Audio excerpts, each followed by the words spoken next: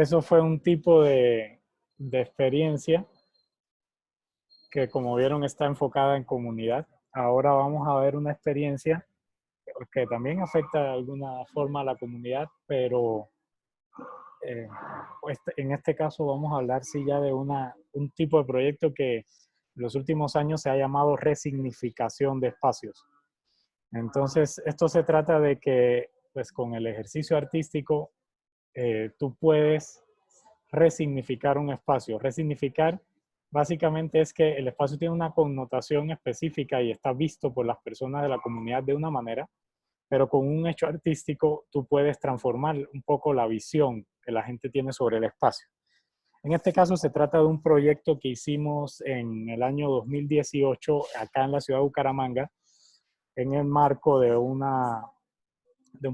proyecto mayor que se llamó Espacios Revelados y que tuvo lugar en la plaza, la antigua Plaza Mercado San Mateo, específicamente en el pabellón de carnes, que es esta estructura que todavía queda ahí al lado de la plaza central, que conserva todavía la fachada original y que por dentro es un desastre.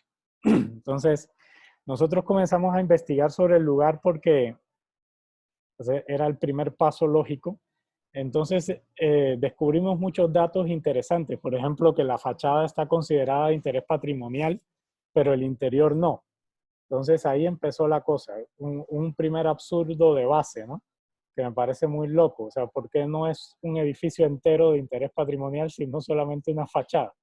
Lo cual dice que puedes destruir el interior y la fachada no. Entonces, eso es lo que ha pasado con la plaza, que realmente nunca se ha rescatado. Y no les voy a hacer toda la historia de la plaza, que es bien larga, pero sí decirles que desde un principio trabajamos especialmente con una señora que se llama Gladys, que es como la que dirige ahí la organización de trabajadores en la Plaza Central.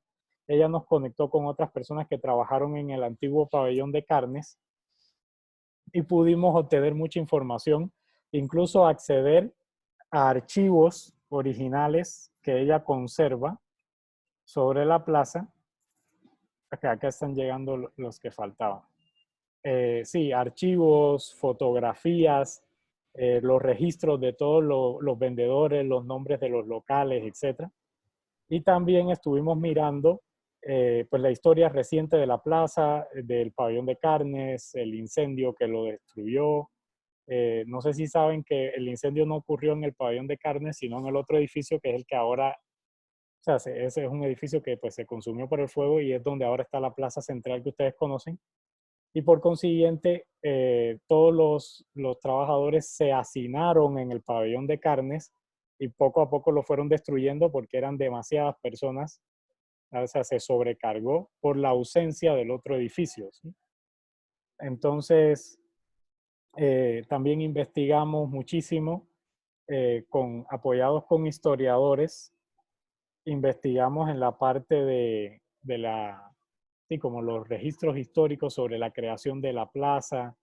Encontramos incluso un archivo muy interesante que hablaba de todos los problemas que generó la construcción de la plaza, las discusiones, las personas que se oponían, los que estaban de acuerdo, los que se beneficiaron, los que ganaron plata, los rollos de las familias del momento en torno a eso, de las que eran más poderosas. Bueno, muchísima historia.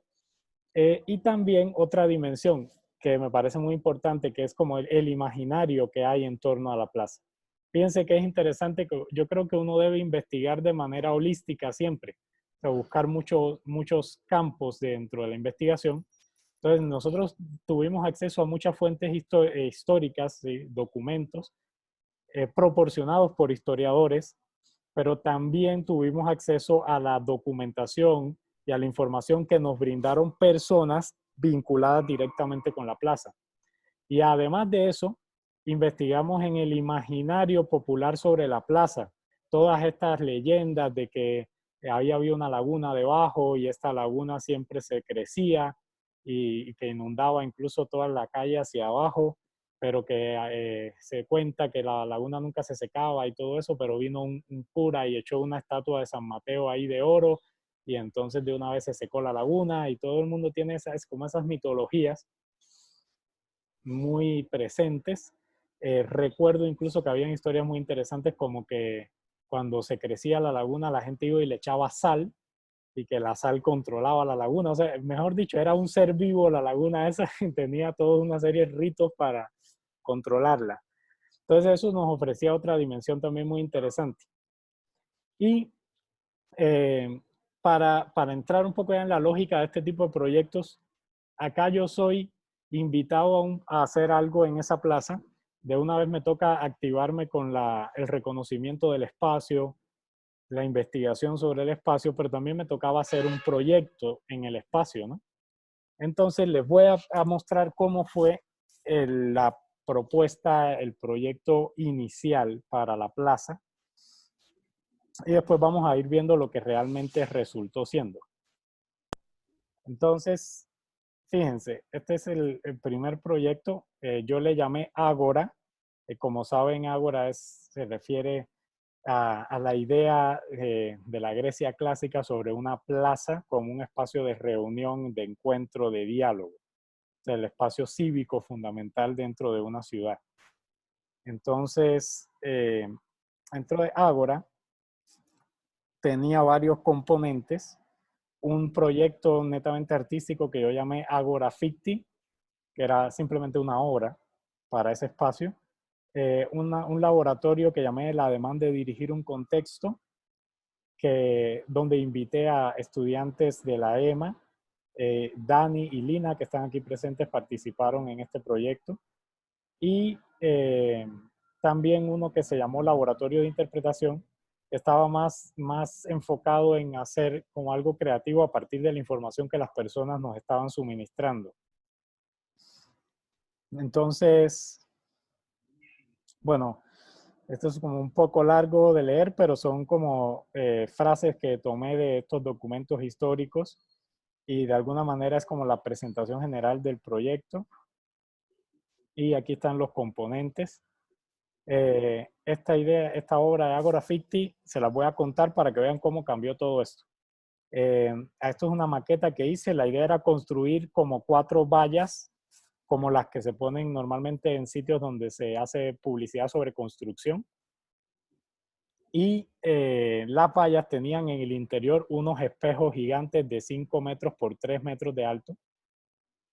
Y están, como pueden ver, están ubicadas de forma tal que dejan 4 pequeñas entradas. Pero cuando una persona llega al centro, entonces se multiplica infinitamente. Por eso era, bueno, el término ficti es como un término ahí todo banal, pero ustedes saben que alguien dice ficti cuando algo es falso, ¿no? Entonces, bueno, ahí hice como unos planos para construir esto. Y aquí pueden ver el efecto que les digo, que es que cuando te pones en el centro te multiplicas infinitamente en todas las direcciones, las 4 direcciones, y esa era la idea de Ágora, ¿no? Como que era una Ágora ficticia, porque un solo sujeto aparecía multiplicado infinitamente. Mi idea era instalar esto en el patio central de la plaza, y había algo que era el elemento como más significativo, y son esas frases que ustedes están viendo en la parte baja de los espejos.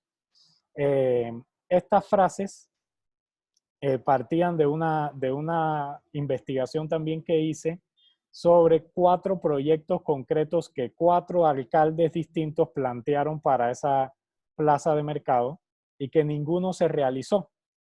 Entonces, normalmente las vallas publicitarias dicen aquí se construye tal cosa. Entonces yo coloqué la frase aquí se destruye y simplemente venía después el proyecto. Por ejemplo, aquí se destruye un centro cultural para el disfrute de los ciudadanos. Aquí se destruye un centro integral de servicios administrativos, una empresa de todos. La última parte de la frase era una referencia directa al eslogan de cada alcalde, una empresa de todos, cultura para el disfrute de los ciudadanos, etc.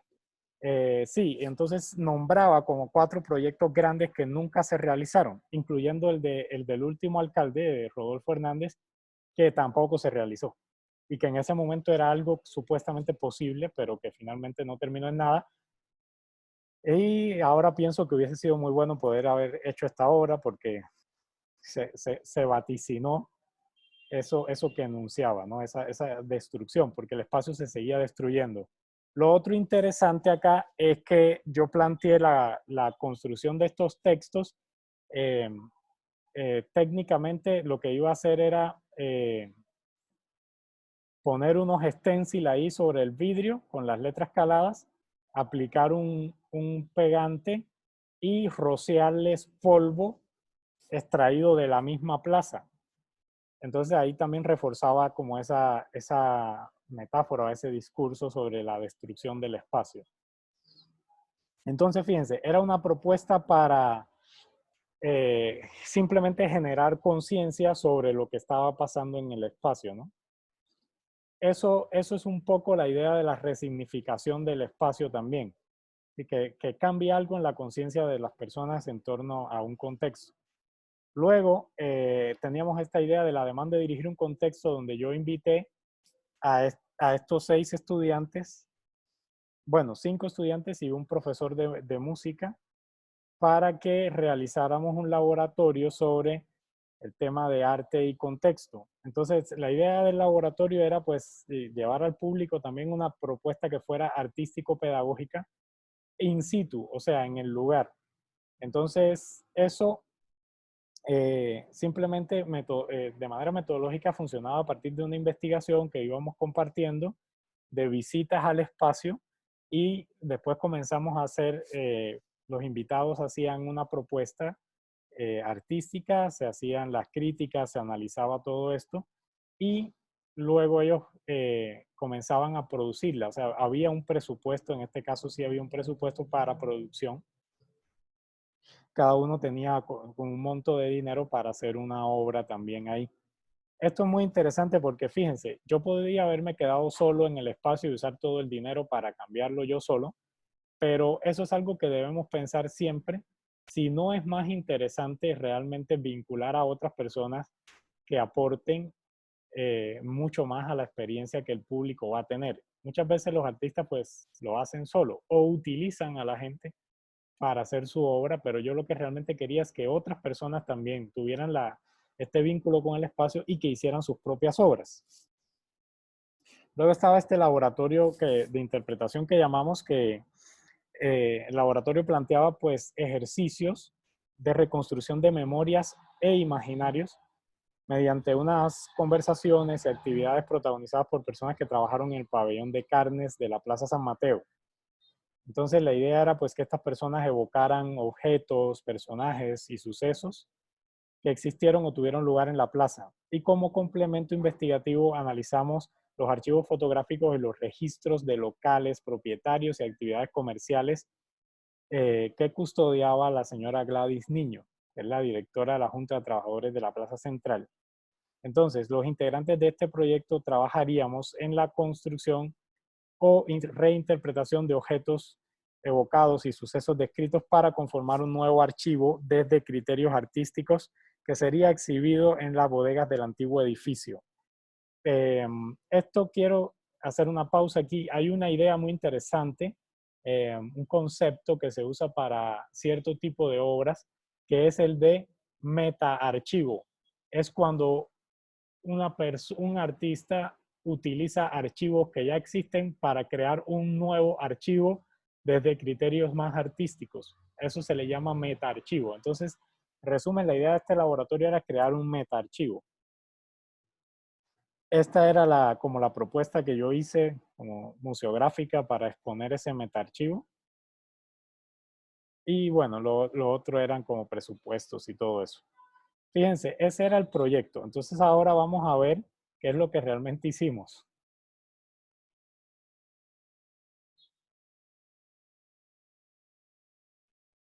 Bueno, también decirles que cada estudiante presentó sus proyectos. Voy a hacer una pasadita rápida por los proyectos de los estudiantes para que puedan verlos.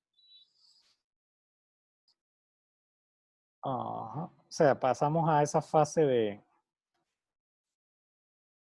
construcción del taller, del laboratorio.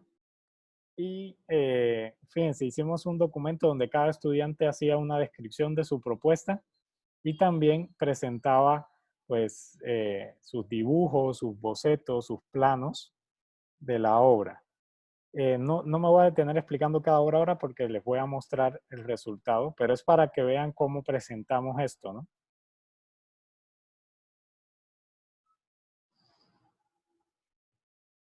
Fíjense, el primer recurso es digital completamente. Eh, Acá también son montajes. Acá se presentó en forma de dibujo.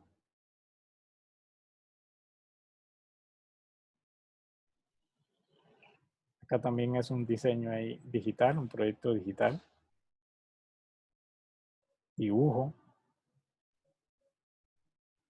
Y van a ver que después las propuestas sí coinciden muchísimo con lo que están mostrando acá los proyectos. Y en esta me voy a detener porque el proyecto era una intervención sonora de la cual no tengo buenas fotos, entonces les voy a contar de una vez esto, porque luego no lo vamos a tocar, que esta fue la propuesta de Luis Miguel Delgado, que es músico y compositor. Entonces él trabajó en una zona de la plaza que era una antigua droguería y que pues esa zona está muy oscura y tiene un pequeño orificio en la pared por donde se logra ver en la ciudad afuera. Es como una cámara oscura donde ves la ciudad invertida, o sea, la ves al revés, como pueden ver en esta imagen, se reflejaba en las paredes. Pintamos todo el espacio de negro y dejamos solo blanca las paredes donde se reflejaba la ciudad y esa imagen se hizo mucho más nítida. Y lo que hizo Luis Miguel fue colocar un dispositivo ahí, un micrófono que grababa el sonido de afuera de la ciudad, el ruido ese de la 16, y había un programa mediante el cual él podía eliminar todas las frecuencias de sonido que el oído humano escucha normalmente y dejar solamente las que el oído humano no escucha. Y eso era lo que se proyectaba adentro con un equipo de sonido integrado que envolvía toda la atmósfera donde tú escuchabas cosas que realmente no escuchabas normalmente. O sea, se potenciaban las frecuencias que el oído humano no escuchaba de esa captura de sonido del exterior. Eso fue una propuesta muy interesante también desde los sonoros. Y bueno, esos fueron los proyectos que se hicieron, las propuestas que salieron de este taller. Y ahora vamos a ver cómo terminó siendo todo, los resultados.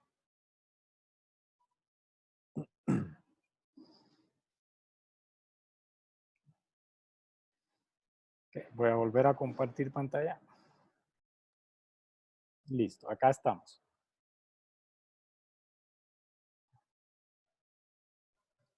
Entonces, el proyecto Ágora. Fíjense, bueno, como sabes, el antiguo pabellón de carnes, donde trabajamos, fue nuestro contexto.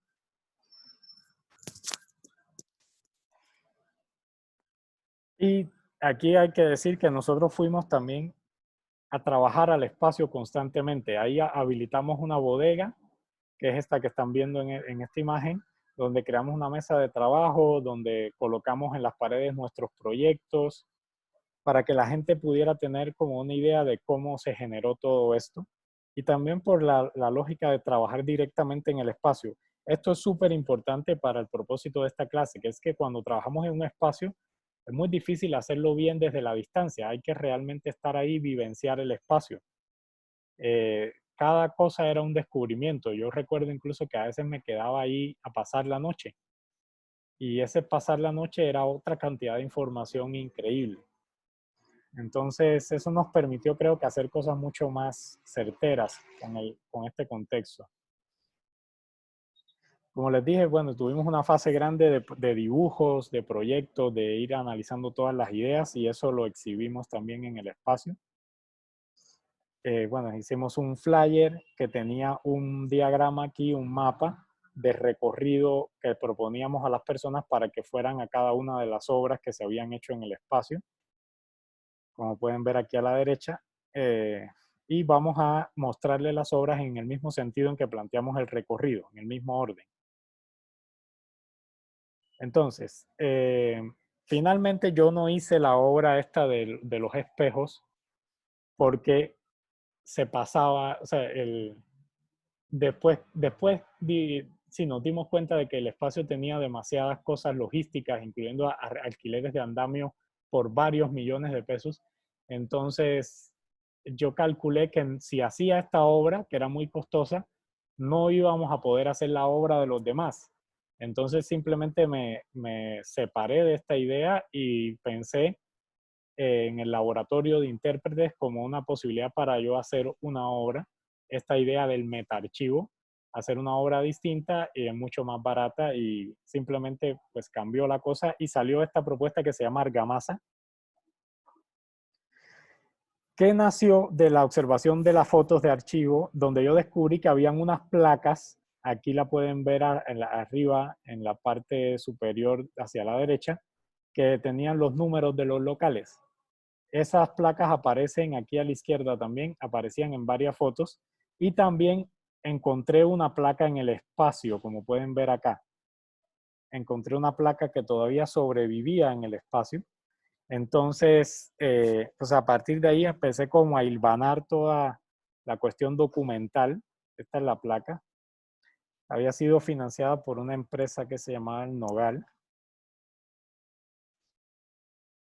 Y bueno, ahí tomamos muestras de color. La placa era blanca, azul, roja y negra. Eran los colores que tenía. Y esta fue pues la propuesta. La idea era tomar una bodega, dividirla a la mitad, que una mitad fuera negra, separada por una gran cortina para que fuera una sala de proyección de video, en la cual iba a colocar yo una pantalla en el suelo para que la gente pudiera ver ahí proyectado todo el archivo fotográfico que digitalizamos, que mostraba casi cronológicamente la historia del pabellón de carnes en el siglo XX. Y sí, sobre todo en la segunda mitad del siglo XX. Entonces, miren los componentes de la obra. Bueno, aquí la proyección, donde había un video que iba mostrando todas las fotos y además mostraba todas las placas reconstruidas digitalmente basados en el archivo que utilizamos, que nos facilitaron en la Plaza de Mercado. Donde estaban todos los números de los locales, nosotros reconstruimos todas las placas de manera digital y eso se proyectó también sobre una pantalla acá. Ahora, esta pantalla es muy importante. Yo descubrí algo muy bonito y esto es lo que da la investigación. Y es que la Plaza de Mercado estuvo a cargo, la construcción estuvo a cargo del mismo arquitecto que hizo el Teatro Santander, que se llama George Carpentier y es el padre del escritor cubano Alejo Carpentier. Alejo Carpentier conoció Haití con su papá y en la novela El reino de este mundo de Alejo Carpentier, que es sobre la revolución de Haití, él hace un apartado muy interesante, tiene un enfoque muy interesante sobre la arquitectura de la fortaleza La Ferrière, que la construyó Henri Christophe, que fue el primer rey negro que tuvo, porque él se autoproclamó rey, digo, que tuvo Haití. Fue construida para protegerse de una posible retoma de los franceses. Y en la argamasa que se usó para hacer las paredes, los muros de esta fortaleza, fue mezclada y fue aglutinada con sangre de toro en lugar de agua. Y eso le daba, además de fortaleza, le daba una connotación mística al asunto, ¿no? Como si fuera una especie de protección. Entonces cada día se sacrificaban varios toros para mezclar con su sangre esa argamasa. Yo estudié la fórmula esta de la argamasa y lo que hice fue una pantalla, que es esto que ven acá, que es una batea hecha de madera nogal y que tiene una superficie de argamasa fraguada con sangre de toro también, conseguida ahí mismo en la plaza de mercado. Esto le daba una textura súper interesante y además fue muy bonito que la proyección de alguna manera hacía que la pared sudara. Entonces, fíjense, esto se los estoy contando porque en esta propuesta no dejé nada al azar. Todo fue cuidadosamente hilvanado. No es lo mismo una pantalla de tela cualquiera que hacer esta batea de argamasa, que además tenía la misma textura y color que la fachada de la plaza de mercado, porque la fachada de esta plaza del pabellón de carne que construyó George Carpentier fue construida usando la misma técnica que se usó en Haití para construir la Ferrière. Y de eso daba testimonio precisamente un antiguo trabajador del pabellón de carnes, En algún momento nos contó que él conoció a una persona que trabajó en la construcción de la plaza y que hacía referencia al uso de la sangre en la mezcla. Y la fachada precisamente, como ustedes saben, tal vez sí hubo algo ritual ahí porque es lo único que se consideró patrimonio y el único elemento que permite que no se destruya la plaza. Además, la fachada es extremadamente dura y hay varias historias sobre intentos de modificarla que han sido intentos totalmente infructuosos porque no es fácilmente perforable esa fachada. Incluso no se podían ni siquiera adherir los carteles, se caían. No, no, había algo en el material o no sé, en la superficie que lo que pegaran ahí se caía al poco tiempo. Exacto, eso es otra cosa súper curiosa, que en el evento de patrimonio que se hizo antes en la plaza, se intentaron poner unos carteles en esa parte de fachada y siempre se caían, se despegaban solos, lo cual es muy raro porque luego lo ponías en cualquier otra pared y se quedaban. Entonces sí, había toda una mística ahí con la fachada que yo intenté capturar de alguna manera en este ejercicio. Y había en la parte frontal aquí, en la parte anterior de la exposición, perdón, de la sala, de la bodega, había eh, como una pieza más interactiva que era este escritorio donde hay una pluma, hay un tintero, está encima la placa original rescatada ahí del espacio y las páginas que están viendo son un facsímil del archivo de todos los trabajadores que operaron en el pabellón de carnes que nos facilitaron en la plaza. Entonces lo que hice fue hacer un facsímil, eso se digitalizó, se imprimió en una hoja más grande y la idea era invitar a las personas que iban al espacio a que escribieran sobre este archivo. Entonces mucha gente escribió memorias como esta persona era muy amable, yo lo conocí en tal año, este ahora es conductor del bus que lleva a mi hijo al colegio, o simplemente es alguien le puso a este qué guapo, ¿no? Sí, entonces era como darle vida de nuevo al archivo y como construir un poquito más de memoria en torno a estas personas que trabajaron en la plaza. Bueno, eso fue en general lo que hice con ese proyecto. Ahora vamos a hablar de un proyecto que se llamó Intríngulis, que fue, este proyecto lo hizo Juan Carlos Cáceres. Él se concentró en esta pared alta que tiene la plaza donde dice Consejo de 1928. Y pues su idea fue simplemente un cambio en la letra, ¿no? O sea, él quita la C,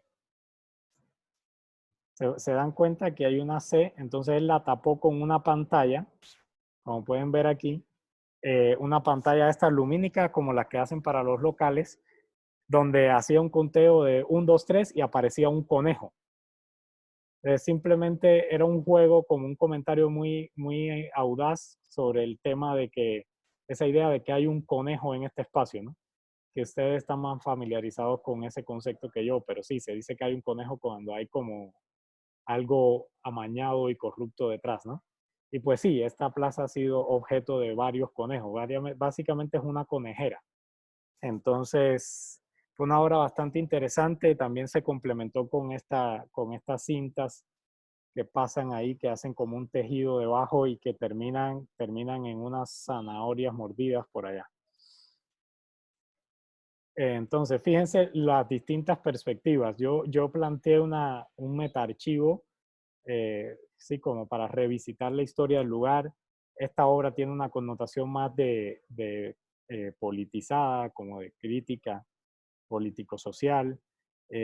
Al igual que esta obra que la hizo Pablo Rincón, que se llama Escarnio.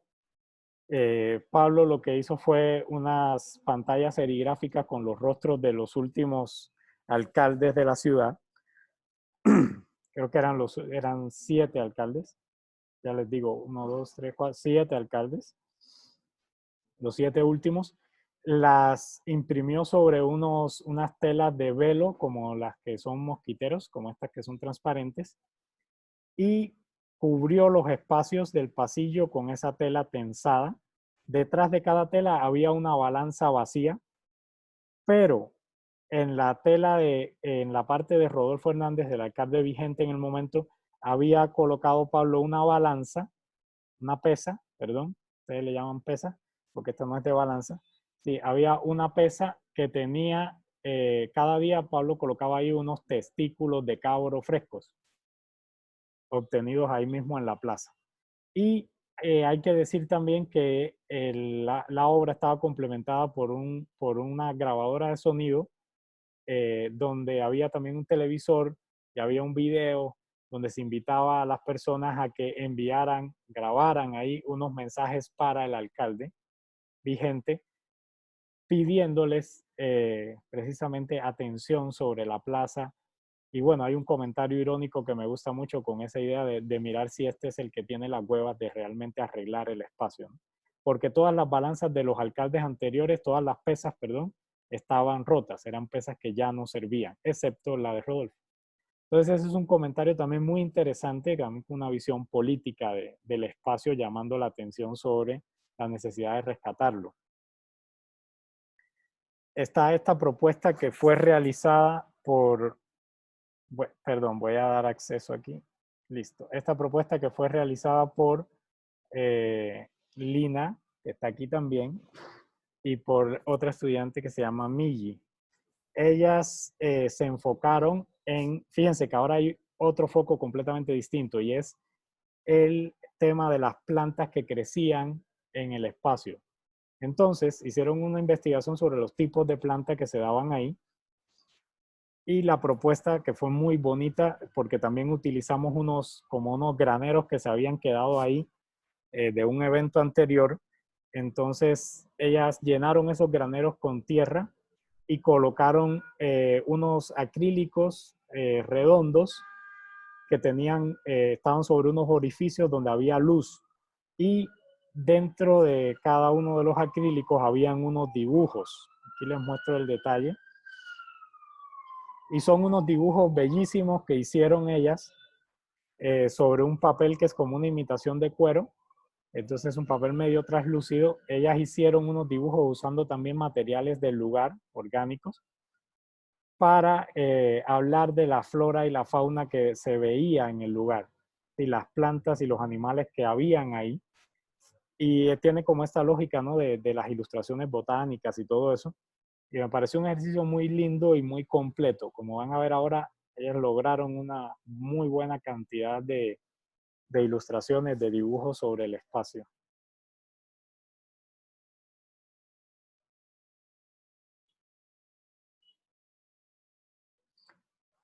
Entonces, fíjense, ya tenemos 3 perspectivas distintas de abordaje del espacio que una sola persona no hubiese logrado.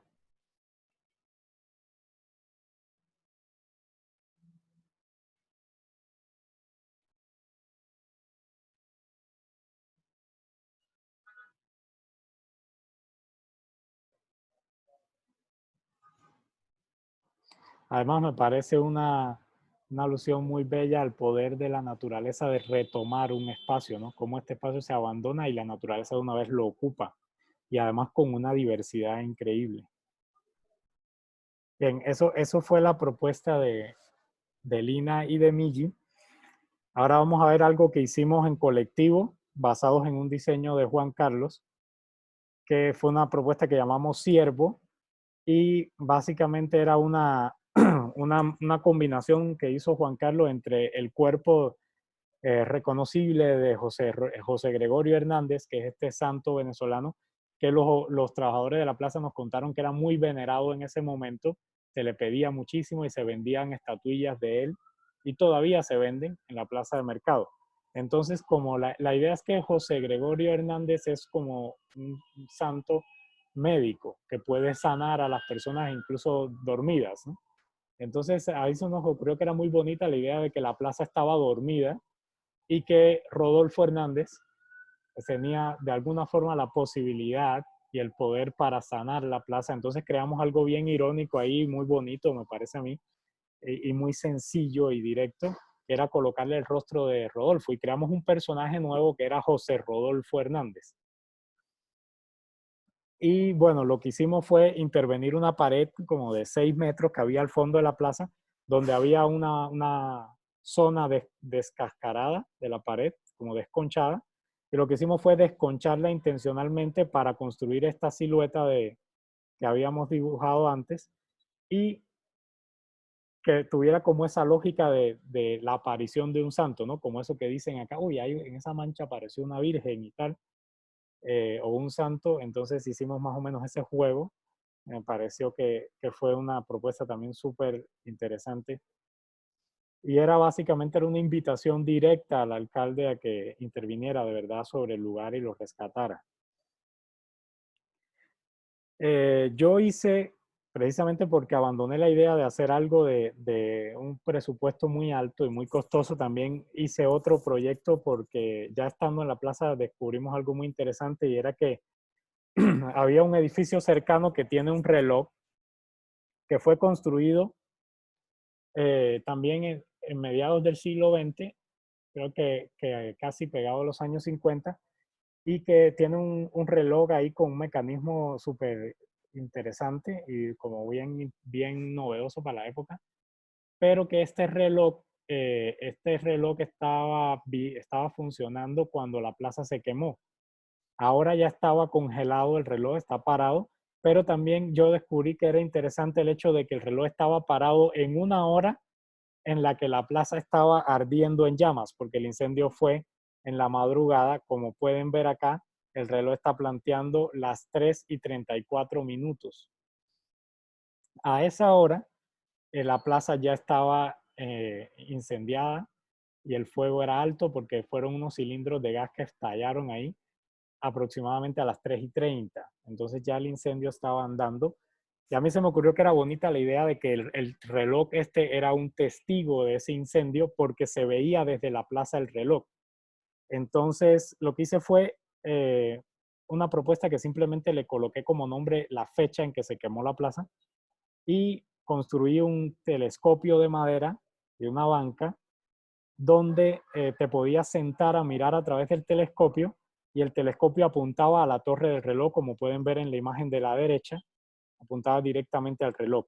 Pero cuando mirabas dentro del telescopio había una grabación precisamente tomada desde el mismo ángulo donde se grababa el reloj, pero hicimos un montaje en el cual se muestra el fuego proyectado, reflejado sobre el vidrio del reloj. Entonces sí, fue como una idea muy bonita y una metáfora sobre este incendio y la relación con el tiempo, ¿no? Y de alguna forma también el tiempo como testigo.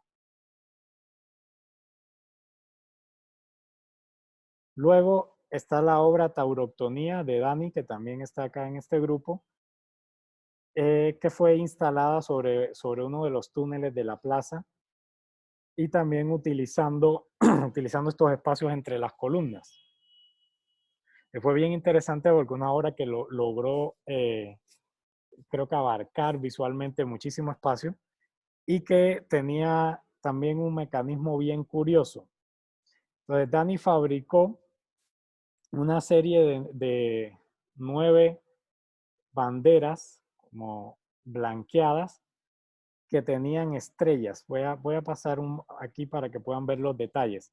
Había una zona en las banderas preservada, donde están estas estrellas, que hacían que la bandera no se impregnara de líquido en esa zona. Entonces, debajo, como pueden ver en esta imagen, hay un tanque como estos que cortan para que las reses tomen agua, que estaba lleno de sangre de res, de ganado. Y Dani investigó y sí, según la investigación, no sé si me equivoqué, pero se calcula que en Santander aproximadamente cada 2 minutos se mata una res. Entonces, la idea de la obra es que el asta con la bandera cada 2 minutos bajaba y se empapaba de esta sangre y luego iba subiendo impregnada. Entonces, como ven acá, ya una vez que la bandera quedaba completamente manchada, Dani la iba sustituyendo por una bandera nueva y se exhibían las banderas manchadas. Entonces, me parece una obra también muy interesante con un mecanismo bien curioso que genera no solo ese extrañamiento sobre el mecanismo, sino también una reflexión sobre el consumo exagerado de carne de res en esta región. Sí, la bandera hacía a los días que duraba que duró el evento, y cada día se reemplazaba, era como una especie también de calendario. Exacto. La otra obra se llama Extrapolación, de Fernando Briceño. Y Fernando aprovechó una estructura que habían construido en el centro de la plaza durante el evento de patrimonio que se hizo antes, y que estaba abandonada. Entonces lo que hizo fue crear también una habitación oscura en ese espacio. Y cuando tú entrabas a la habitación no conseguí una foto completa, pero él fabricó una estatuilla de San Mateo también dorada, como haciendo alusión a esa estatuilla que se había usado antes, como para secar la laguna y todo eso. Y Fernando identificó 4 fechas claves en la historia de la plaza. La fecha de la fundación, la fecha, no recuerdo exactamente todas, pero la fecha de la fundación, la fecha del incendio, la fecha de la ocupación masiva de la plaza y la fecha en que dejó de funcionar. Creo que eran esas 4 fechas. Y hay un programa que él consiguió, sí, como una especie de aplicación, un programa que te permite colocar una fecha y el programa te muestra la posición de las estrellas en el cielo desde tu zona geográfica ese día.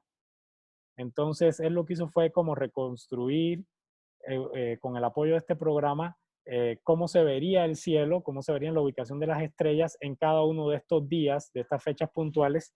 Y esa ubicación de los astros lo que hizo fue proyectarlas sobre estas lonas oscuras negras y las perforó la ubicación de cada estrella. Entonces, cuando tú te metías dentro del espacio, pues por la incidencia del sol, volvías a ver estos 4 cielos de esta manera que están viendo aquí en la imagen. Una obra también muy metafórica y muy bonita. O sea, para mí este proyecto fue súper bueno porque me parece que todas las obras fueron extremadamente buenas.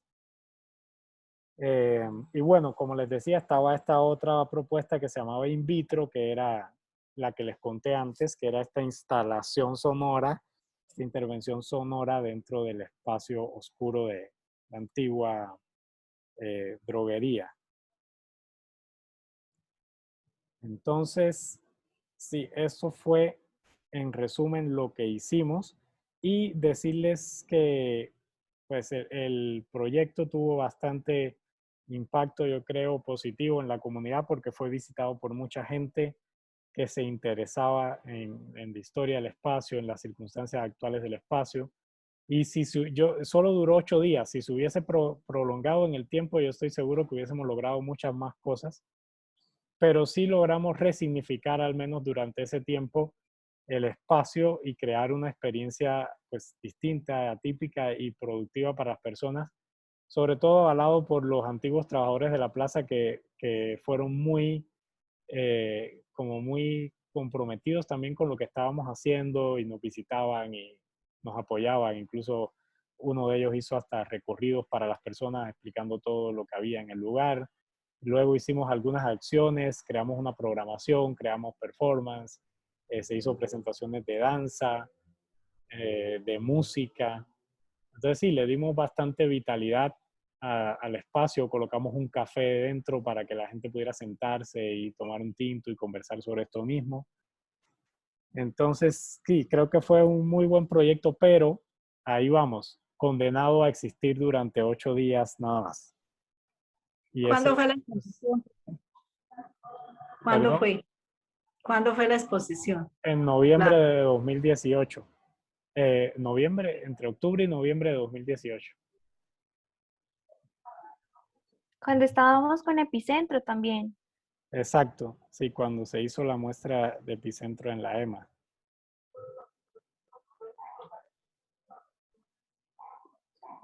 Bueno, eso es todo lo que les había preparado en cuanto a presentaciones. Por ahí tenía también como unas cositas ahí de proyectos, pero creo que hasta ahí está bien. Entonces, fíjense, la idea es como a partir de estas experiencias poder comparar, ¿no? Como cuál es la lógica de cada uno de estos 2 tipos de proyectos, y también mirar que lo que más bien, lo que casi siempre nos daña los procesos es precisamente la imposibilidad de sostenerlos en el tiempo.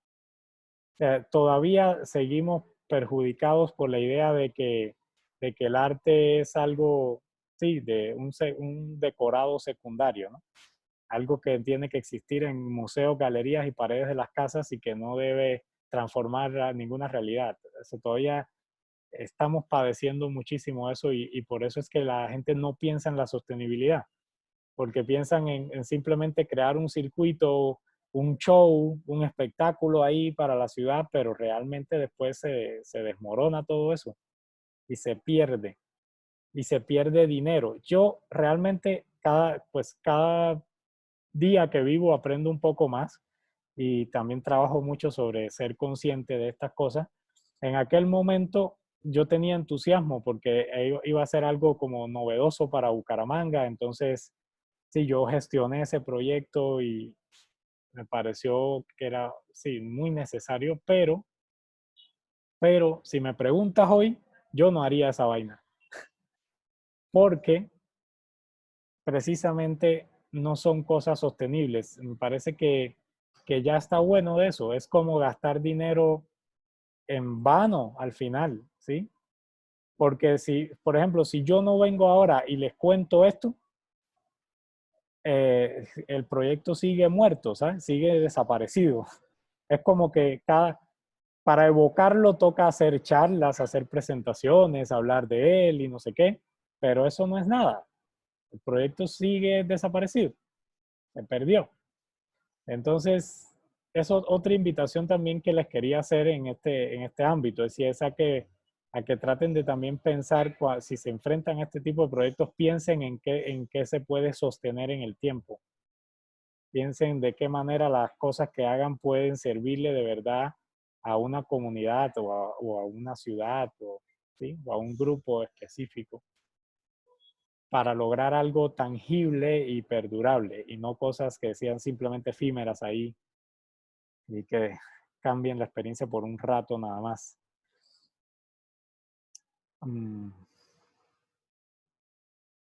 Bueno, lo otro que les contaba era lo de, voy a mirar aquí, si quieren, pues, si tienen alguna pregunta me pueden decir mientras busco el otro documento.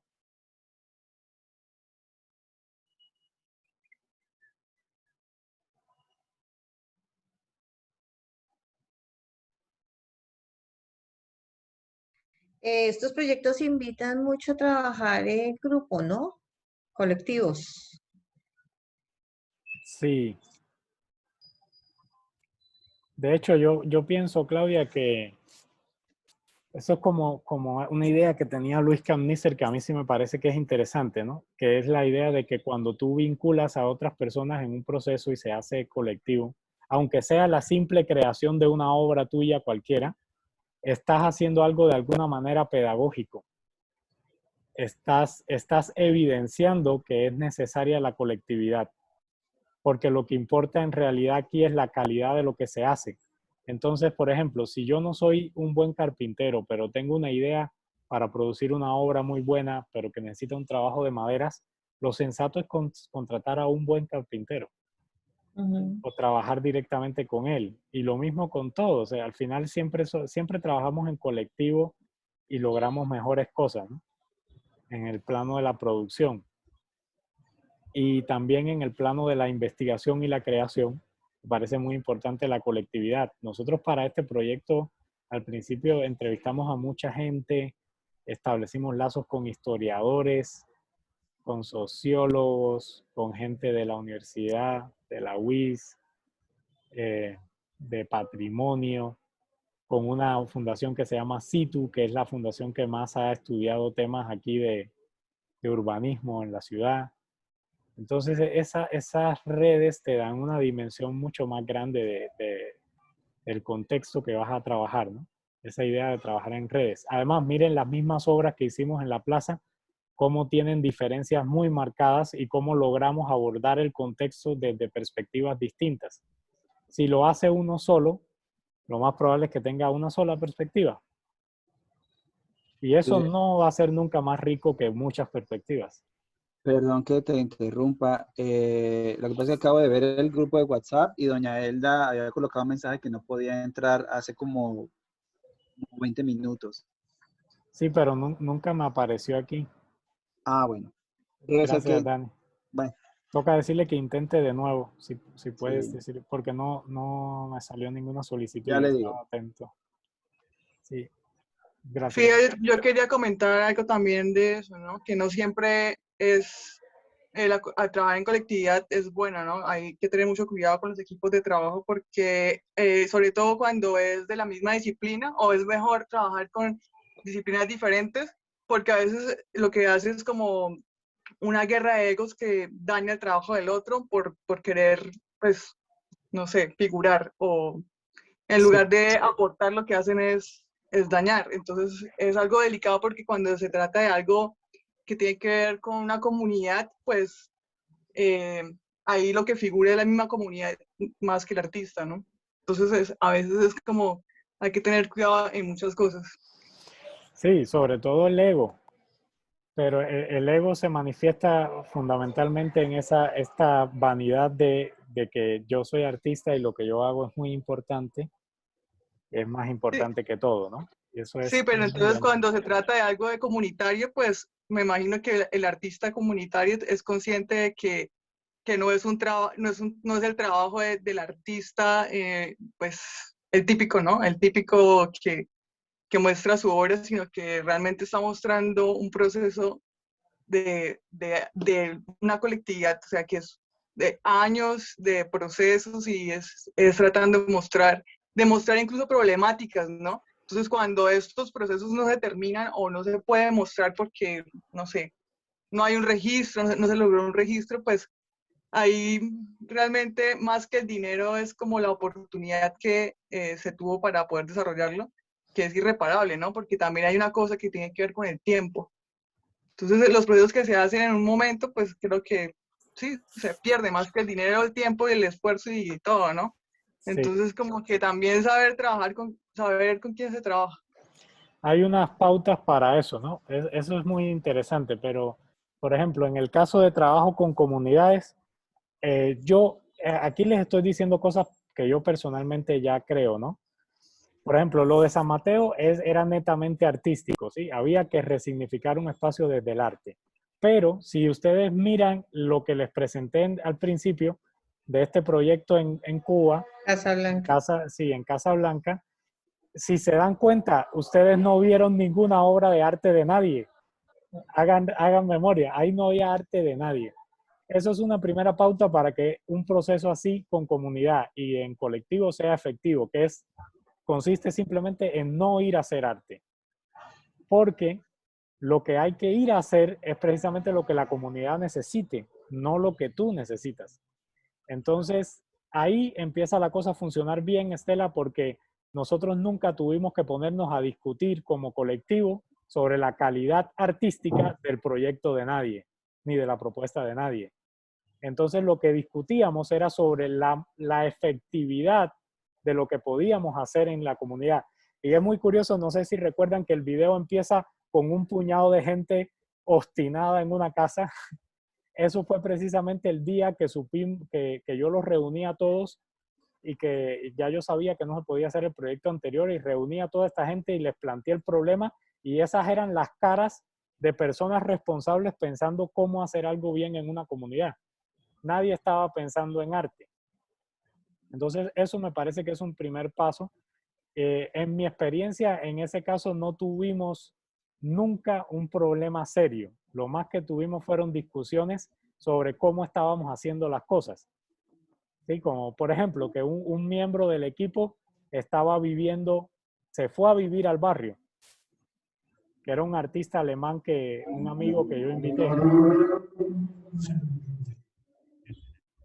Entonces se fue a vivir al barrio y no sé, aparecieron unos roces ahí con otro miembro del equipo porque decía que este estaba muy lanzado y que sí estaba como diciendo cosas y que tal vez nos enredábamos como que él tal vez prometiera algo que no íbamos a hacer y no sé qué, pero entonces al final no pasó nada porque pues, en ese momento yo también era como el líder del equipo, ¿no? Y mi solución, porque hubo una discusión sobre eso, y yo simplemente dije, espérense, primero es decisión personal de cada uno donde rayos le interesa vivir. Y si él va a vivir en el barrio, pues perfecto. Para mí es una ganancia porque es más conexión todavía con el barrio. Nosotros íbamos todos los días, pero él vivía ahí. Y segundo, si él dice que puede hacer tal cosa, eso es su responsabilidad. O sea, él la puede hacer. Y efectivamente, este hombre nunca falló en nada, ¿sí? Si él decía, voy a hacer tal cosa en tal barrio, en tal zona del barrio, él la hacía de verdad. Entonces sí, aparecen como tonterías así, pero realmente no son grandes problemas porque no estamos haciendo arte. El problema aparece casi siempre cuando es arte, ¿no? Porque la zona del ego que se duele tiene que ver con la supuesta inteligencia de cada uno. Entonces es como pensar, oye, tú, esa idea es buena o mala o qué sé yo, eso es como más delicado, ¿no? Y lo otro que me parece importante, Estela, en relación con lo que tú dices, es que cuando se trabaja en equipo, los roles tienen que ser muy claros. Definición de roles. Y hay un ejercicio que estoy empapándome de él, lo están aplicando ahorita en el teatro mucho, que tiene que ver con definir tus posibles roles en un colectivo, ¿no? Por ejemplo, un colectivo tiene liderazgo, tu rol puede ser el líder del colectivo, tu rol puede ser la voz crítica del colectivo, tu rol puede ser el seguidor, alguien que es capaz de seguir cabalmente al que está de líder, tu rol puede ser el opositor, aunque estés dentro del proyecto. Entonces hay una serie de roles. Y fíjense, no estoy hablando de rol.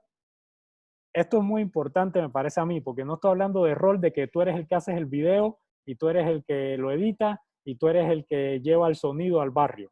No. Eso puede cambiar, cualquiera puede hacer esas cosas.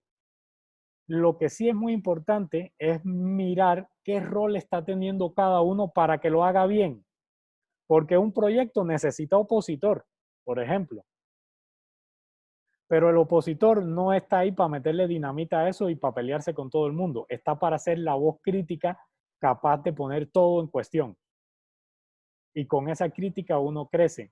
El líder tiene que también ser una figura importante, es el que tiene que mantener el equilibrio entre todas las fuerzas ahí, el que tiene que diseñar estrategias para que la gente trabaje bien.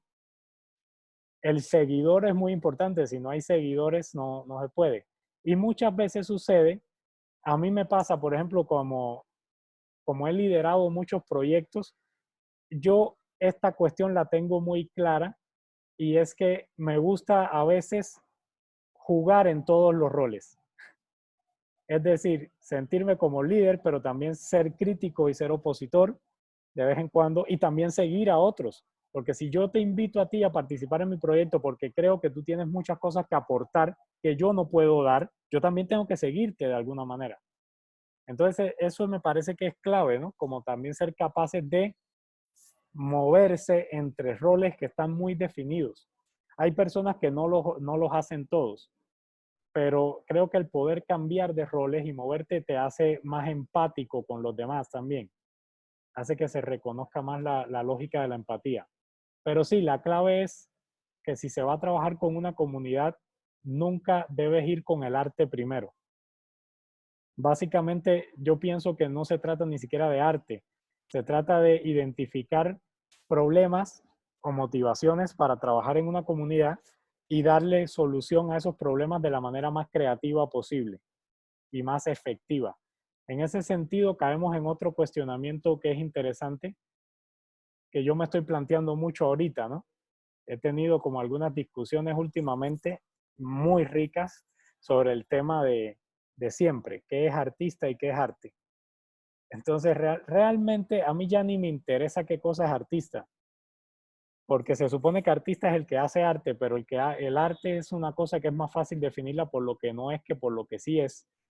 Es decir, el arte no es definible, pues mucho menos el artista. Yo pongo el ejemplo muy tonto. Es que tú puedes ser artista sin querer ser artista. porque esto se configura desde dos sujetos, el emisor y el receptor. Supuestamente el artista es el emisor y el público es el receptor de un mensaje artístico, entre comillas, pero a veces un emisor puede que no se considere artista y un receptor considere que lo que emitió ese emisor es arte. Por ejemplo, yo a veces me pongo a mirar los talleres de mecánica y uno ve la forma en que esa gente pinta las puertas de esos talleres y las chapas y eso está mejor que cualquier cuadro abstracto que uno ve en un museo. En serio, muchas veces tiene más valores estéticos y tiene más creatividad. Y yo digo, mierda, este es un tipo creativo, ¿cómo se le ocurrió pintar esta vaina así? Qué interesante. Entonces yo como receptor estoy elevando a una categoría de artista a alguien que no se reconoce como artista. De la misma manera que me puedo encontrar una obra en un museo donde yo digo, si este es artista, yo soy cosmonauta.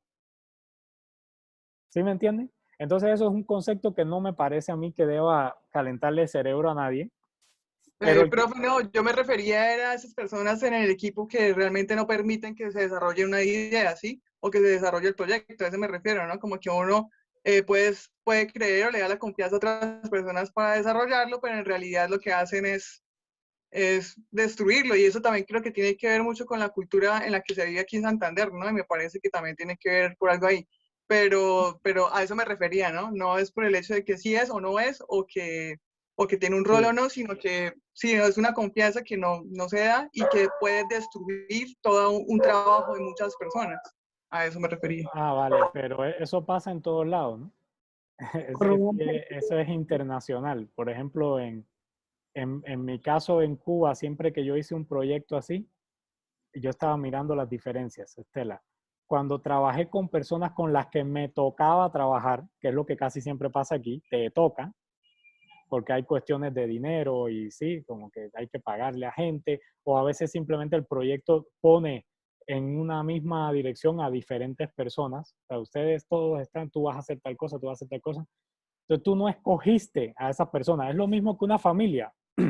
¿Por qué hay tantas familias disfuncionales? Pues porque usted no la escoge, pero usted tiene la posibilidad de escoger otra familia, ¿no? Entonces aquí en estos proyectos pasa lo mismo. Y yo, la mejor experiencia que yo he tenido fue esa que les mostré en Casa Blanca, pero yo escogí a mi familia en ese caso. Yo escogí las personas con las que quería trabajar.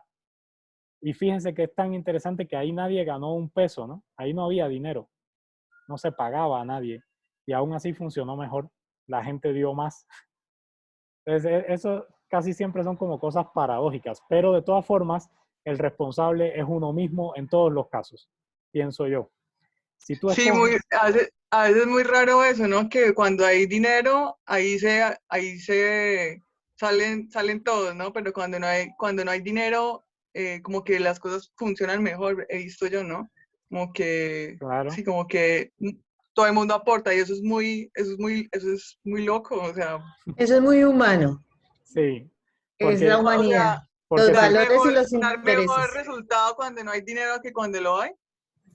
muchas veces sí, porque si tú aceptaste desde el principio trabajar sin dinero, se supone que es algo que tú deseas.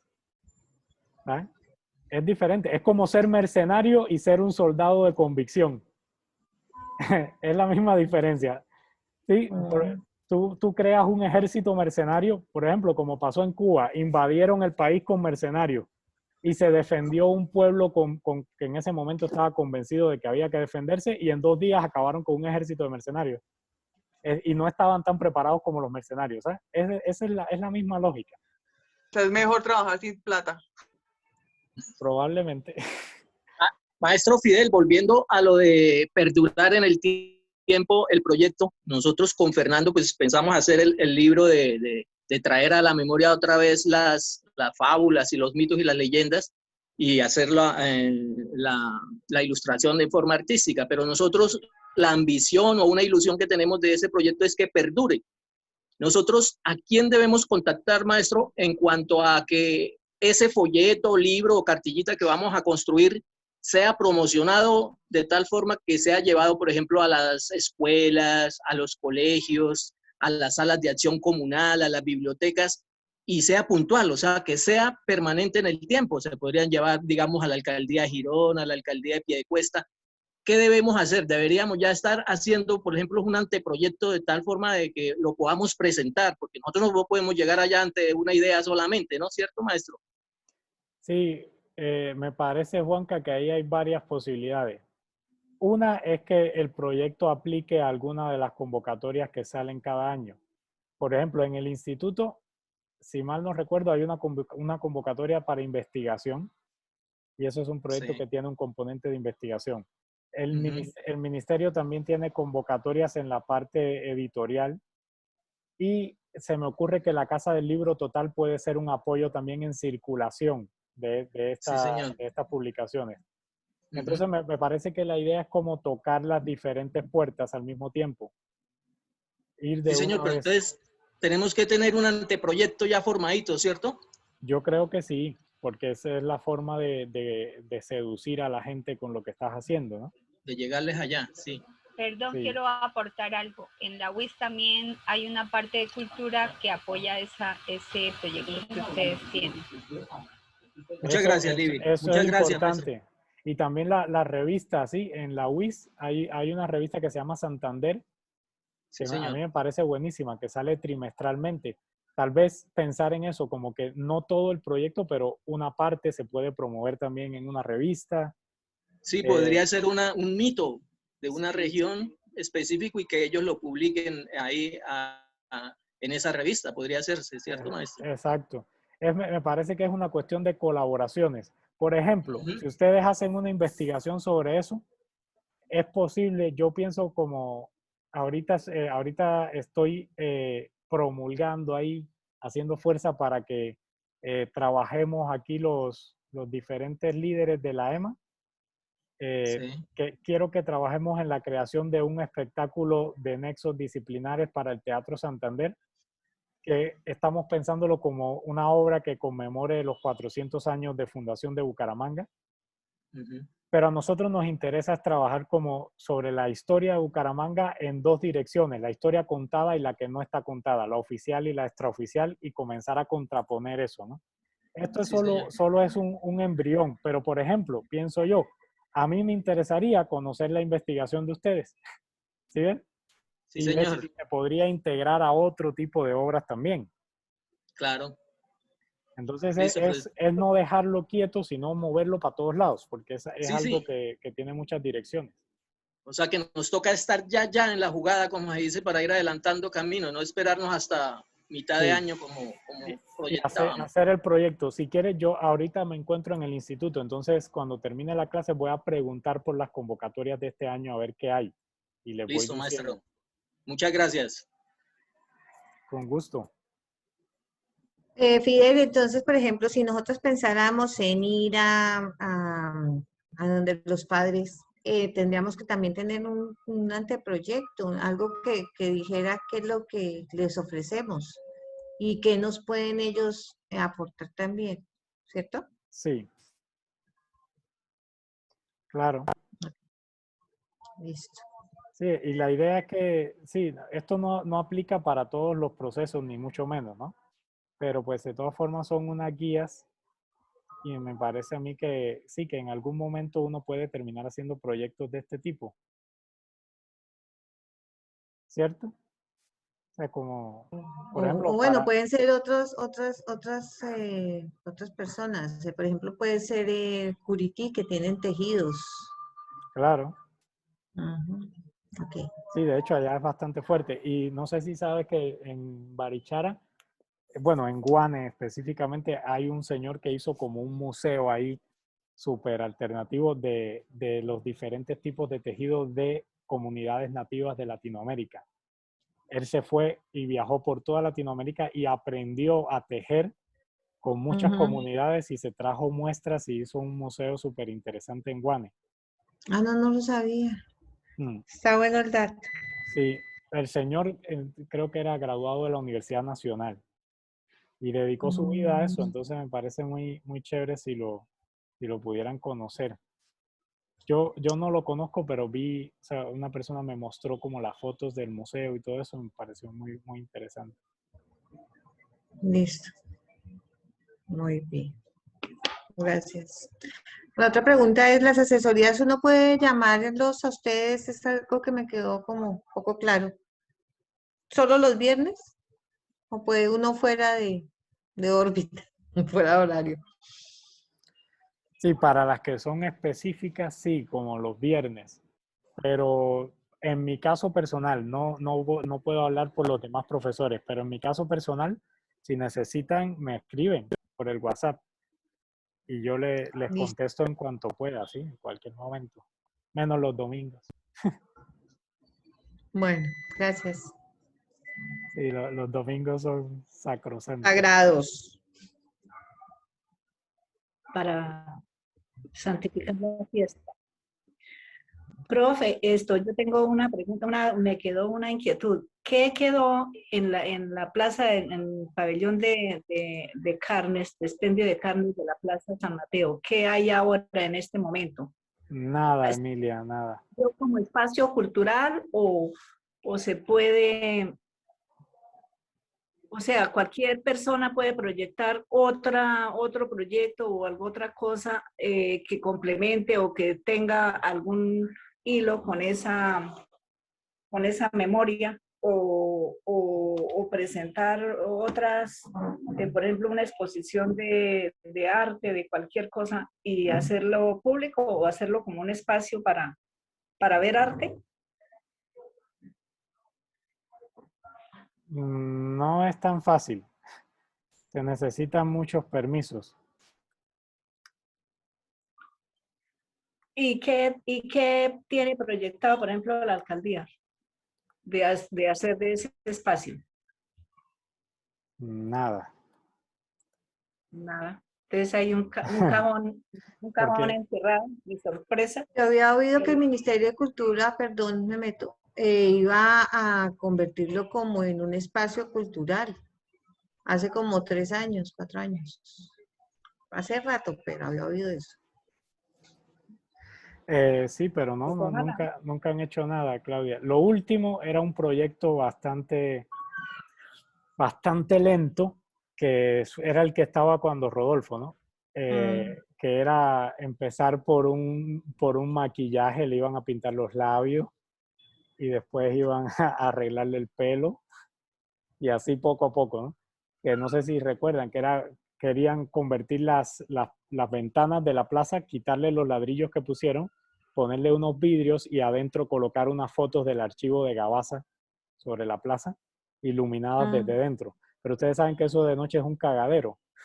Entonces a mí no me parece que tuviera sentido poner simplemente vidrio y fotos ahí, como para qué. Y además la gente no puede ni acercarse a esas paredes porque están llenas de comerciantes informales. Entonces después querían que arreglar solamente el patio central y ahí poner unos bancos y hacer como un parque, que a mí me parece muy raro un parque dentro de un edificio, para que la gente fuera al parque, pero lo mismo, es una zona insegura.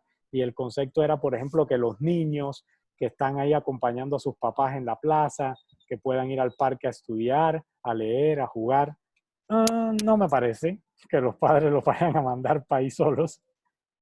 ¿Sí me entienden? Era como un proyecto muy lento y muy de maquillajes, cuando realmente lo ideal, lo otro que se ha analizado, que he escuchado desde el instituto, es que el instituto sí está interesado en que se haga una escuela de oficios ahí, como otra sucursal de la EMA, pero enfocada en más oficios.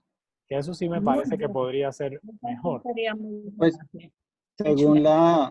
según la ley 400, la que se firmó para conmemorar los 400 años de Bucaramanga, entre de los proyectos y obras contempladas está nuevamente, otro conejo más, la rehabilitación de la Plaza San Mateo.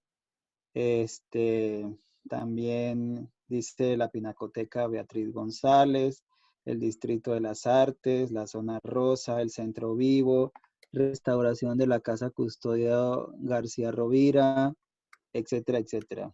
O sea, que estén pendientes porque supuestamente a partir de la celebración de los 400 años van a comenzar a hacer cosas en la ciudad. Aparte de otras cosas ya a nivel de infraestructura, como troncales, carreteras, ampliaciones, pero a nivel de cultura, eso, el Teatro Escuela, bueno, le van a invertir más dinero, la Casa Galán, también por ahí ya vi que que van a empezar a hacer algo allí, y que el proyecto de Centro Caminable, que otra vez están mencionando lo de hacer peatonable más calles del centro.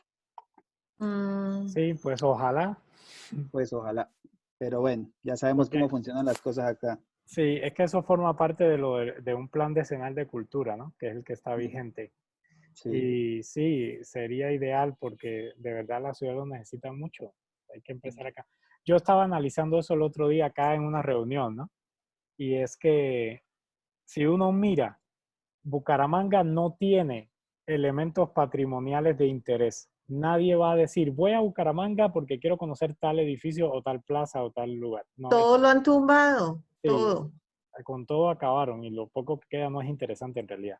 O sea, no es que no, tiene su historia y todo, yo me empapé de todo eso cuando estábamos haciendo ese proyecto, pero si lo miras desde una visión foránea, no es interesante. Eso no es ninguna Torre Eiffel ni ningún Capitolio romano. O sea, nunca vas a tener turismo.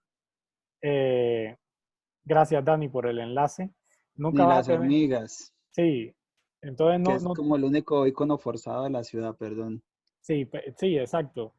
Pero bueno, no tiene patrimonio y de ahí vamos, tampoco tiene uno una, eh, digamos, como cosas geográficas, ¿sabes? Como naturaleza interesante, sino que eso está por fuera de la ciudad. Entonces tampoco vas a traer gente por eso.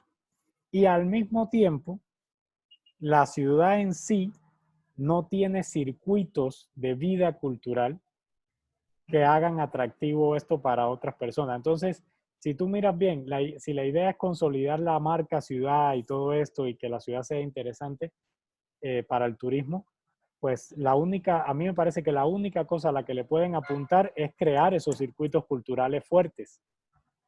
Eso hay que pensarlo con una visión integradora, sistémica, total.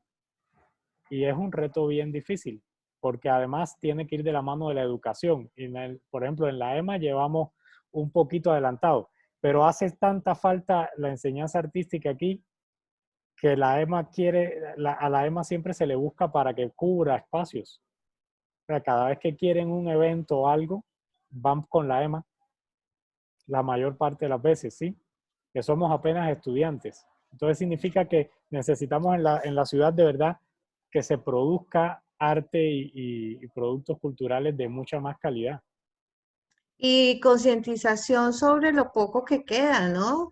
El patrimonio arquitectónico, pues que ayudemos a preservarlo. Está el CCO, el Club de Comercio. Sí, Hay cositas que quedan muy puntuales, pero quedan. Ayudar a cuidarlas, y que no sí, se las vuelvan re, edificios. resignificar esos espacios, Clau. Porque, por ejemplo, piensen en la zona esa que tiene la policía acogida ahí en el centro completa. Esa zona, si fuera cultural, fuera una chimba, fuera muy interesante, todos esos edificios son interesantes. El Solamente Coliseo fueran Peralta. el Coliseo y todos los edificios de ahí son interesantes. Por ejemplo, piensen en solamente lo que hicieron ahí al lado de la Casa Bolívar, el Café de Los Santos, ya es algo que ha impactado positivamente. Y es una tontería. Pero eso fuera para que esa zona estuviera llena de cafés, de teatros, de cine, de galerías, o sea que esa zona, pero es de la policía. Los mejores edificios de la ciudad, de la policía. Sí. Según el proyecto lo que les mencionaba, la pinacoteca de la ciudad, a ver si realmente se convierte en una realidad, que ojalá sea así, van a aprovechar el edificio que está frente al Parque Centenario, del otro lado del CCO, que ahora es como una tienda veterinaria, que fue un banco, que el Sí, edificio es bien bonito. Ese supuestamente estaba leyendo que es un Banco convenio con el Agrario. banco, ese, y De la Cámara.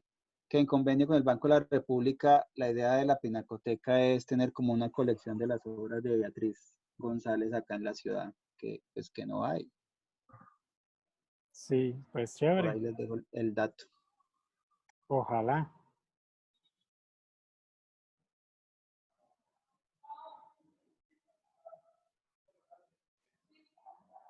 Listo.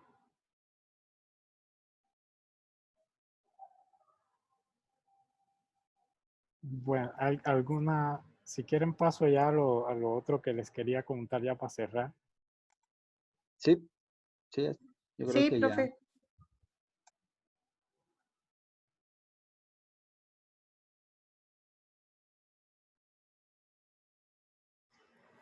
Entonces voy a compartir aquí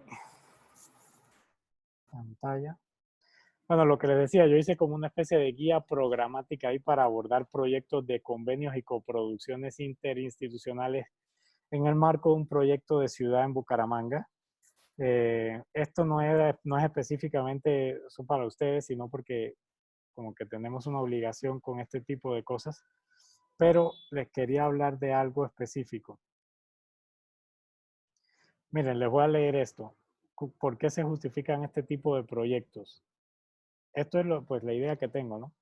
Bucaramanga se caracteriza como otras ciudades del mundo por su fragmentación. Las brechas económicas, políticas y sociales se reflejan en la estructura de la ciudad, definiendo fronteras y territorios. Entre estos últimos existen grandes contrastes que se expresan en la calidad de prestación de servicios y espacio público, educación, salud, transporte para sus habitantes. Se estima que tanto los niveles de participación ciudadana como el ejercicio de prácticas artísticas entre los bumangueses para influir en lo público son bajos. Sin embargo, las recientes expresiones masivas y grupales e individuales por el derecho al agua y otras causas sociales dejan ver el interés y preocupación de sus habitantes, así como su potencial para incidir en el manejo de recursos económicos, naturales y urbanísticos en el territorio. Por ello, semeja imprescindible potenciar el poder ciudadano a través del arte, especialmente en aquellas comunas de la ciudad en donde los servicios básicos son deficientes, en donde el uso del espacio público se encuentra limitado por fenómenos de exclusión, de estratificación, de inseguridad y de violencias, dibujando fronteras invisibles. Es un reto para la ciudad y especialmente para sus ciudadanos mejorar la calidad de vida, reconfigurando una condición de ciudadanos y siendo actores más activos en las transformaciones de Bucaramanga. Entonces yo pienso que el arte puede ayudar mucho en ese tipo de cosas. Y aquí yo daba como unas guías para enfrentar como proyectos que le tributen a esto. Por ejemplo, yo ya escribí, no existe una forma exacta de trabajar con comunidades específicas. Es por eso que cada experiencia es por sí misma una metodología en construcción. Estos son algunos de los ítems utilizados en mi experiencia y con los cuales pude desarrollar proyectos exitosamente. Entonces, 1. Análisis de la ubicación geográfica. Es analizar el contexto geográfico y las condiciones físicas de cada lugar donde se trabajará. 2. Análisis de la convocatoria, convenio o propuesta. Revisar cada característica, necesidad, requerimientos, etc. Pues demandas sociales también. Y esto ayuda a determinar el rol que se debe asumir en cada proyecto. Es decir, muchos de estos proyectos son respuestas a convocatorias específicas o a convenios o a colaboraciones. Entonces hay que ver qué es lo que se espera de nosotros y cómo podemos tener un rol de verdad eficaz en eso. Luego, analizar el contexto, investigar responsablemente y determinar quiénes son y qué es lo que necesitan los beneficiarios de un proyecto. El conocimiento de las particularidades o características de la población en su contexto tiene un papel esencial en el éxito de cualquier experiencia creativa. Esto es de lo que me parece más importante, ¿no? Luego, conceptualización bilateral o multilateral. Cada propuesta debe ser configurada desde un ejercicio participativo donde se incluyan los diversos puntos de vista de las personas implicadas. Cálculo de impacto. Hacer investigación y experimentación para aproximarnos a los posibles impactos positivos y negativos de nuestro proyecto. Algo que me parece muy interesante que es este concepto de Buenaventura de Sousa, ecología de saberes. Consiste en hacer posible que se comparta y utilice cada saber de cada tipo de sujetos implicados en el proyecto, compartir el conocimiento que ellos tienen de su cultura y analizarlo desde sus perspectivas. Eso es hacer ecología con los saberes. Luego, hacer acciones colaborativas, es decir, diluir armónicamente las relaciones maestro-alumno o artista público o emisor-receptor. finalmente, una bitácora de experiencias, es hacer videos, fotografías y escribir sobre las actividades que se desarrollan. Eso es súper importante, los registros. Y yo también, para finalizar aquí, pensé como cuáles tipos de propuestas se pueden realizar en la ciudad que realmente tengan un impacto más notable en la comunidad. Entonces yo creo que las que forman parte de ese selecto grupo de propuestas que suelen ser más eficientes son talleres de formación artística para comunidades específicas. Es que recuerden que estamos hablando desde el arte, ¿no? Por eso es formación artística. Intervenciones artísticas in situ, como lo de San Mateo, intervenir y resignificar directamente un lugar, que es lo siguiente, que son las resignificaciones creativas de espacios públicos.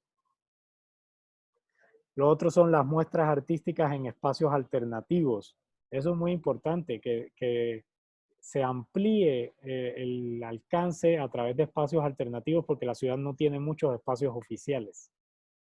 Y los proyectos creativos autosostenibles, lo que les decía, pensar en cosas que sean muy creativas y que involucren a la comunidad, pero que realmente se sostengan en el tiempo. Y me parece que realmente entre todo lo más eficiente es cuando se mezclan varios de estos tipos de procesos.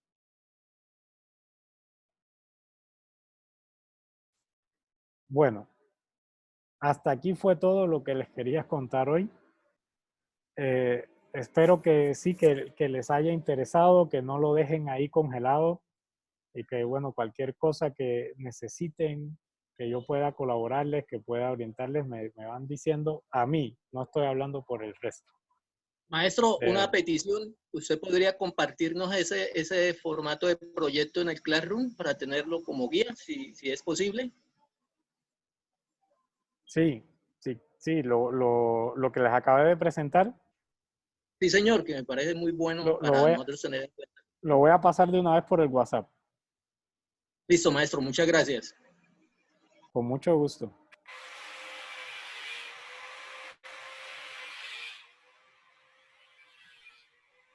Bueno, no sé si quieren que hablemos algo más. Quedan 9 minutos. ¿Hasta cuándo tenemos plazo para presentar la propuesta de todo? O sea, hacer una presentación, una prepresentación. Ya lo reviso en el calendario, claro. Porque no, yo tengo ahí un calendario que hicimos. Bueno, ustedes también creo que lo tienen en el Classroom, ¿no? Sí, pero no puedo abrir Classroom. Sí, ya. Voy a compartirles esto y ahorita lo miro ahí. Ay, se me perdió la carpeta. Ok.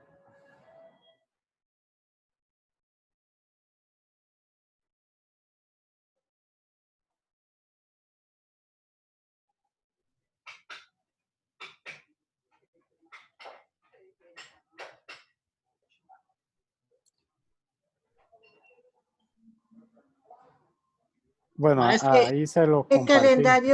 El calendario sí aparece, pero es más o menos las clases, ¿no? ¿Hasta cuándo hay que entregar las cosas? ¿Será? Espera, ya yo lo voy a buscar y le digo. Pues pueden mirarlo. Creo que sí, te entiendo, Clau. Entonces yo lo voy a revisar en el syllabus, que ahí está más claro. Ok. Entonces, pero tenme, el que tú tienes ahí a mano nos va a ayudar a ver cuándo es. Entonces, aquí dice... Calendario de trabajo para proyectos creativos final. Sí, los estudiantes presentan el anteproyecto. Eso es lo que estás hablando, ¿verdad? Exacto. ¿Cuándo? No dice por aquí. Sí, entonces aquí dice que es en la semana 15, Claudia. Entre la semana 14 y la 15. Listo. Eso significa, ¿en qué semana estamos ahora? Te voy a decir. ¿Tercera? ¿Segunda? Tercera. Tercera. Entonces sí, calcula de aquí para allá 12 semanas. Listo. Dentro de 12 semanas. No sé si en el calendario que tienes en la mano dice la Entonces semana son, y el día. Más o no, menos 3 meses. Perdón, discúlpenme un momentico, ya regreso. Hola, ¿cómo están? Buenos días. Qué pena que usted estaba en clase. Hola, buenos días. ¿Cómo están? Listo, ya estoy de vuelta. Como el 9 de junio, más o menos.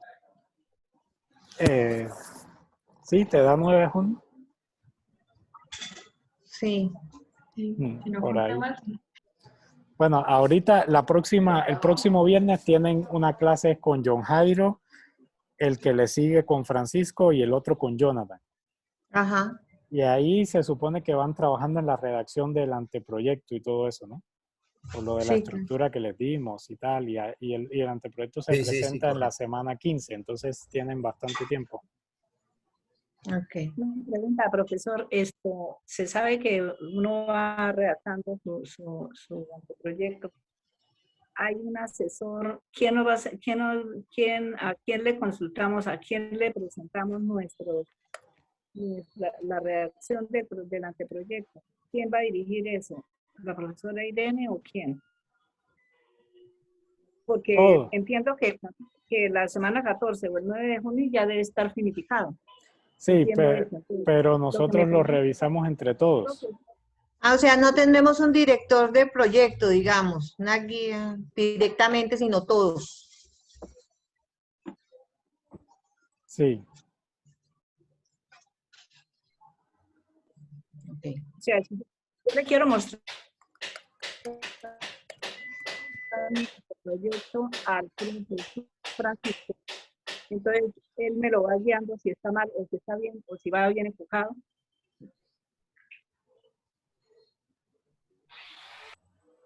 Yo no escuché. Profesor, si yo le quiero ir presentando un borrador de mi anteproyecto al profesor Francisco, por ejemplo, se lo tengo que pasar y él me lo tiene que revisar y decir esto no es así, esto es así, o le Sí, falta claro. esto. Y pueden acordar una reunión un viernes y lo revisan, si quieren. Que es lo que habíamos hablado, porque ya cuando terminemos estas charlas, entonces tienen varias semanas ahí, como tienen como 9 semanas ahí para estar trabajando en el anteproyecto. Entonces ahí es cuando ustedes deben como compartir lo que necesiten compartir y cuadrar encuentros con los profesores para revisarlos en los viernes. Ah, bueno, profe. ¿Sí?